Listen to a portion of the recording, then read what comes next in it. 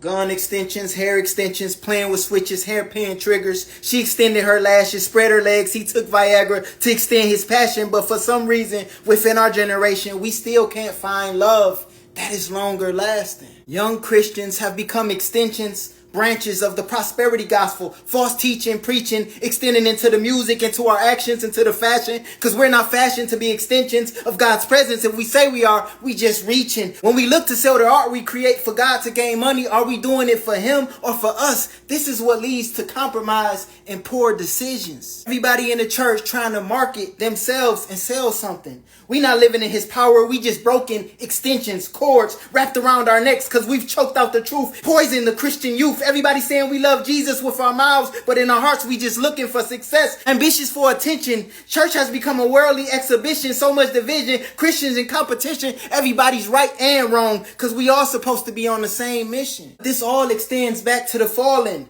Back with Adam and Eve in the garden, we're all still broken. Jesus extended his hands from the cross, but we are not his branches, just infected limbs spreading the infection amongst the people who we supposed to be reaching. We as a church are not focused on extending our time into eternity. He said store up our treasure in heaven. Instead, we down here turning God into a marketplace. We need restoration. We just want the good life, a better life in this season. That's why we treat our relationship with God like it's all about the blessings. We just see him as an extension to reach all of our own ambition. That's not love. That's called using. We supposed to be extensions, extending out into the world, reaching, fishing, but we just use his lines, quote his verses, recite his scriptures to speak in line with our own passionate ambitions. We don't want God. We just love his miracles and power. Be careful, because that's the belief of fallen angels. They know God is real, but they just want to be able to do what he can do. And that sounds a whole lot like all these Christians who be claiming we got the power of manifestation. But how can we manifest anything